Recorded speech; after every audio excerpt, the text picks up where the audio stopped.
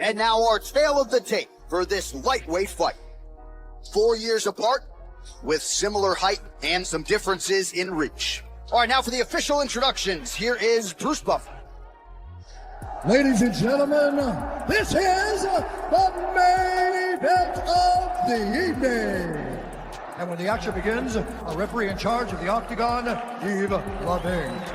And now, this is the moment UFC fans around the world have been waiting for. Live from the T-Mobile Arena in Las Vegas.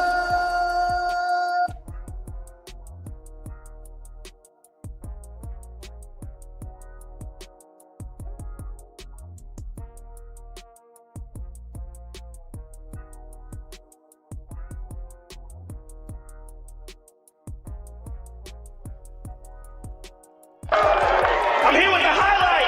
One of the best to ever do it, ladies and gentlemen. Justin, you publicly said this is the last chapter of your career. You want to go out with the title. Give us your thoughts on what tomorrow night means to you. Oh, it means everything. I've committed my whole life to this, and every fight's the biggest. This is the biggest fight of my life. I cannot wait to carry the dark stripes on my back and represent this country like it should be represented. Justin Gaethje, ladies and gentlemen. You seem confident. You seem good. You seem like Justin Gaethje. But Paddy just left here and said that he doesn't want to say that you were necessarily nervous, but when you guys went face to face, he said you were a little twitchy. He was not going to be nervous to fight me, but he was a little bit twitchy. And like, what did you take from that face-to-face interaction you guys just had? I love everything he's saying. I love everything he's saying right now. I love that he says this is the same as the Michael Chandler fight. I love that he says he's going to retire me. I love that he says I'm nervous. I love that he wasn't a mouth breather. I didn't have to smell his breath. That's what I took from it. I took nothing from it. Why do you love it so much? Because I just know that he's going to be overconfident. You know, I know that he's going to, again, he's like all these fans. Like, they forget who I am and what I do. Like I'm fucking nervous to go in there. I'm content with the worst possible outcome. How could I be nervous? And he says he don't get knocked out, but he got a brain. And so when I make his brain touch his skull, he's gonna go to sleep.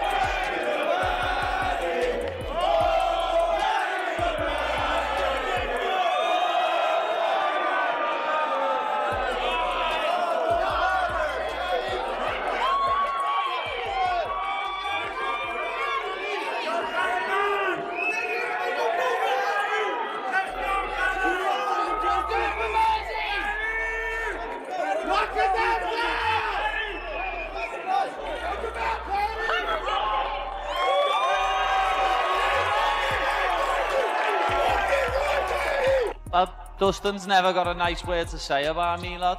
So, I was honest and said he looked like shit against Gaethje. Fucking hell, stop fucking crying, you can't get That wasn't even the fight you were talking about. You said his last fight. Which? No, I'm saying Dustin looked like shit against Holloway. That was what I said. He would also look like shit against Holloway. Well, we'll see once I beat you. I could end up fighting him. This matchup has everyone buzzing with anticipation. Justin Gaethje and Paddy Pimblett have been going back and forth with heated exchanges, building the kind of tension that makes you feel like something incredible is about to happen. The MMA community is completely locked in on this clash, waiting to see who steps up when it matters most. After breaking down all the angles and possibilities, my instinct tells me Justin gets the knockout. That's where I'm leaning when everything is said and done. Justin takes it with a finish. For this fight, of course, I have to go with my brother Justin Gaethje. After putting time in with him, I think he is ready to be the potentially first two-time interim champion. Biased or unbiased, it don't matter to me. He's gonna chew up that leg. I think what makes Justin special, there's two things. Is his freaking calf kick, and then boom, his uppercut, bro. He's so vicious with that. He sneaks it in really good. Looking at Cage Warriors, Justin Gaethje has established himself as elite competition, but Paddy Pimblett isn't intimidated by anyone's reputation. He believes he can bring that same level of ferocity and isn't looking to make this a long night. Pimblett is talking about unleashing absolute chaos, the kind of punishment Gaethje has never faced before, and he's eager to demonstrate exactly how much destruction he can cause. Usually when we think of Gaethje, we think of wars, we think of back and forth scraps. Do you think this is going to be a dominant one-way traffic performance by yourself? That's our job, innit? commensurate each other. That's what everyone's here to see. You know what I mean? Is part of you hoping that maybe Justin can finally be the one to drag you into a war, take you to the full 5 rounds and see what your medal is made of? Yeah, of course, but I know I've got that in me anyway. I know I've got the heart and the desire to go 5 rounds with a warrior like Justin Gaethje, but it's not going to go that long. As I say, I'm going to put a beating on him, and it's going to be like he's never had before, and I can't wait to show everyone. What's interesting is that Paddy's constant verbal attacks are actually energizing Justin rather than getting under his skin. Instead of wilting from the psychological warfare, he's drawing strength from every cocky statement Pimblett throws out there. He's ready to bring the English fighter back down to earth once they're locked inside together, responding to what he perceives as disrespect toward the sport's greatest fighters. For Gaethje, this transcends simply outpointing an opponent. He wants to use his hands to establish exactly who controls that octagon. Justin, when you hear those comments, does that inspire any sort of fire inside you, or is that just the same talk you've heard from other opponents before? No, I love it. This guy, I love everything he's been saying. You know, he's definitely sounds overconfident. He's out here disrespecting legends like Dustin Poirier. I'm gonna dog walk this English fuck on Saturday. Watch.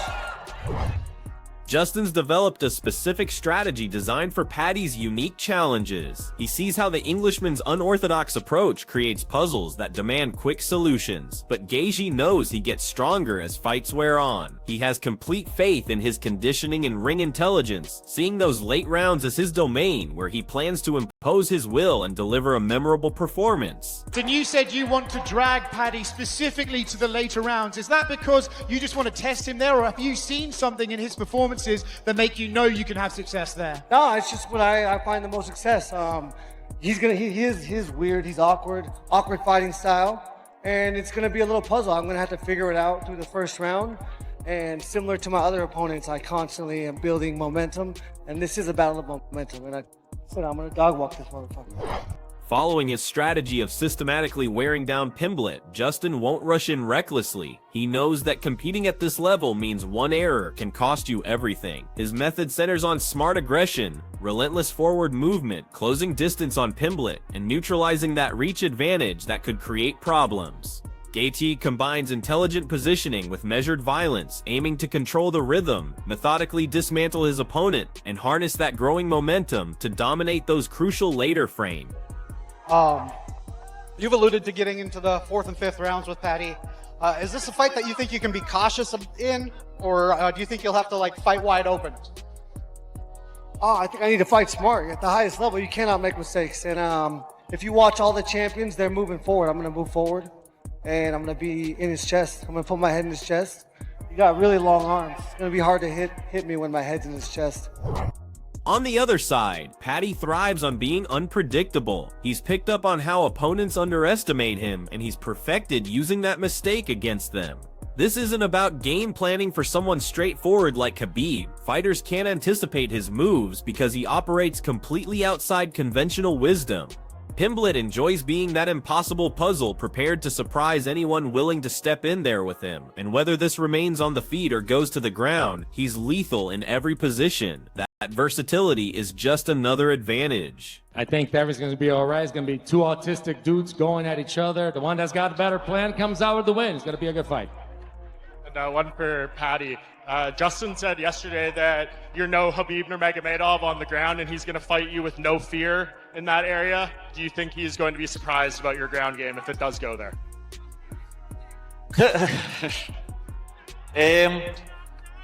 Everyone's surprised by my whole game when they fight me. No one expects me to be as good as I am. Everyone underestimates me, but it helps in my favour. Know what I mean? It makes the fight easier for me because everyone underestimates me. And I'm not Khabib.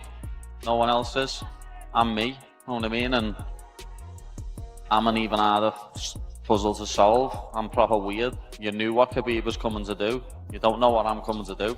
At the same time, Paddy completely dismisses all the outside noise and speculation. He brushes off the rumors completely, insisting that whatever people are discussing has zero impact on him or the outcome. He understands that when he gets his hand raised, people will immediately start making excuses, and he's already mentally ready for all that chatter. What Pimblett concentrates on is arriving completely focused, believing in his ability to create chaos, and understanding that once he steps into that cage, he writes the story, and nobody's preventing him that evening. We'll find out soon enough. It's one of them. What are we meant to do? You know what I mean? He's got staff, lad, he's got staff. Doesn't matter if he's got staff or not, I'm still going to smash his head in. But there's lads in our gym who fought with staff, lad, and knock people out in the first round, so it doesn't affect you that bad. But that'll be another excuse for everyone when I win. That'll be like, oh, Justin Gaethje had staff as well, you know what I mean? So it's one of them. I get on with it. I'm going to be turning up in the cage, and all that matters is if I turn up, nobody beats me. Looking at expert analysis, Michael Bisping presents this as belief versus belief. He's officially choosing Paddy, pointing to something you can't quantify on statistics, but seems obvious. Pimblett genuinely feels this is his moment to break through. Bisping also examines Pimblett's unusual, unconventional striking style, noting that while it appears messy, it's deliberately chaotic, the type of approach that disrupts opponent timing and creates opportunities in fights where everything matters. Justin versus Paddy, I said I think Paddy is going to win this one in my official predictions. And there's just something about him, right? He really, really believes it, right? I don't know whether he's just posturing. I don't know whether he's just, puffing his chest out, but I think he really, really believes it. And guess what? So does Justin Gaethje. That's why this fight is guaranteed to be just phenomenal. It's really going to be a great fight. Justin said that Paddy's kind of awkward, and he is on the feet. He's a little bit awkward. He's not like a conventional striker. He's not a guy, hands up, chin down, throws predictable combinations. He's a little bit outside of the box, right? And that is good for Paddy because he catches people off guard. However, following that logic, Bisping also acknowledges Justin's technical foundation and polished abilities. His style depends on clean traditional fundamentals, honed under elite coaching, sharp combination striking, punishing leg kicks, and solid takedown defense. Both competitors appear physically prepared for battle, but Gaethje is speaking with equal intensity as Pimblett. He sounds like someone ready to demonstrate why he's already competed at the sport's highest level and why he still belongs among the division's elite. Patterns, whereas Justin Gaethje, it's very much, orthodox boxing taught by Trevor Whitman. So it's like, if you throw a jab, there's a right hand, then there's a left hook coming behind that. Maybe there's an uppercut, some crushing low kicks, excellent takedown defense. Both guys are in the best shape of their life, right? Paddy's absolutely ripped. Justin's been chatting this week as well. He's very, very confident. He's going to go out there. He's going to show the world that he is the interim champion. Dana White emphasizes the special quality that makes Paddy stand out, drawing comparisons to other superstars who consistently discover paths to victory, never display fear against anyone, and understand how to captivate audiences. His entrances, energy, and charisma all add to his star appeal. He has every element required for superstardom, but the major question remains whether he can translate that into championship success. This weekend will provide that answer, and the uncertainty around it makes this fight absolutely essential viewing. A lot of different things make people a star, but the one thing that only matters is, can you fight? With that then in mind, what is that extra little bit of something that Paddy's got? Yeah, well, Paddy's got what all the other stars I mentioned have. He always finds a way to win. He's not afraid to fight anybody, and he's great on camera. His entrance is always great. He's dynamic and thrilling and captivating, and absolutely, he possesses all the qualities to become a star. The real question becomes whether he can be a world champion. That's the final piece. Changing direction, Chael Sonnen examines the complicated spot Gaethje holds in the division. He points out that half of Justin's last 4 contests involved championship stakes, including those significant BMF title moments, though doubts remain about how meaningful those belts actually are. Sonnen thinks Gaethje might be too hard on himself. even though many supporters already consider him a champion, sparking ongoing discussions about those titles' real value. Meanwhile, Dustin Poirier shows some doubt about the Pimblett hype, wondering if Paddy can effectively execute his grappling strategy, and expecting this turns into a prolonged stand-up battle, where Gaethje's finishing ability and comfort in wild exchanges make surviving 5 rounds extremely difficult. While he recognizes Pimblett as a legitimate threat, Poirier confesses a win over Gaethje would finally convince him completely. Khalil Roundtree tackles the strange perception issues surrounding Paddy, noting that despite his resume and constant improvement, people stay hesitant to give him complete respect. At the same time, Roundtree emphasizes that Justin gets wrongly reduced to just a brawler when his style has transformed into something far more calculated and polished under top-level coaching. For Roundtree, that blend of skill and knockout power makes the crucial difference, leading him to support Gaethje in this battle. Khalil revisits the compelling stylistic matchup this fight offers, and while he acknowledges Paddy stays underrated and keeps evolving, he believes Justin possesses the ideal tools to handle Pimblett's unconventional technical aspects, from flying submissions to unusual combinations. Between his background, fighting spirit, and Trevor Whitman's tactical input, Gaethje comes in with preparation that creates an incredible main event where skill, determination, and creativity collide direct. Expanding on the technical breakdown, Demetrius Johnson explores the matchup specifics further. He spotlights Gaethje's striking weapons, his sharp jab, vicious leg kicks, and perfectly placed uppercuts, while acknowledging that Pimblett carries the type of unpredictability that could shift everything in seconds. Paddy's explosive cage work puts opponents into split-second choices, setting up a war that comes down to whether Gaethje can implement his fundamentals before Pimblett's chaos takes over. Johnson keeps examining the tough choices Pimblett confront. Should he hunt for takedowns or stand and bang with one of the division's most dangerous strikers, he selects Paddy, predicting a submission finish while recognizing the risk involved. Pimblett has shown he can take damage, but Gaethje hits harder than virtually anyone. Considering Gaethje's vast experience, including previous knockouts and submission wins, every result seems realistic, but if pressed to decide, he anticipates Pimblett getting the stoppage. This war promises to showcase clashing philosophies, Gaethje bringing power and precision, Pimblett bringing mayhem and creativity. Anything is possible, and that's exactly why this one is unmissable. Who do you have winning? Drop your thoughts in the comments and subscribe for more breakdown content.